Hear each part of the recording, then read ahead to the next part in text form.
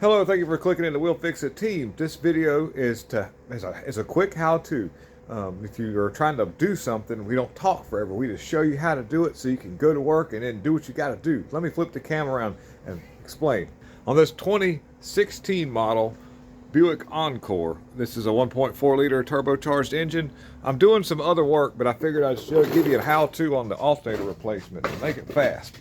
To replace this alternator, this is how I would do this. Take the little air box out so you can get access to the front. Easy to do, 7mm 15. Pop the 7mm, takes this boot off. Pop the little air box out. Disconnect the wire. Some 15mm fasteners for that big mount in the front there, and then I go ahead and jack the motor. Oh well, or either way, you got to take the 15mm bolts out on that plate that's in the front. The bottom bolt comes out from the bottom. The two top bolts will come out whenever you jack the motor up, and then you can lift that plate out.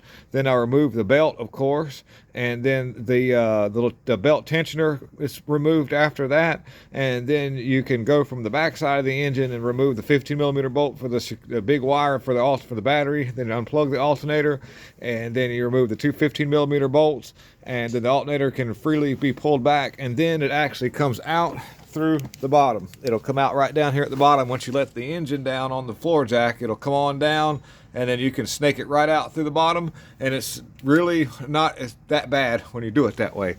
So I wanted to show you real quickly how to do that without having to watch a 2-hour-long video. If you like what I do, hit that like, subscribe, and share that button. Share this stuff, help us build this channel. All right, peace out.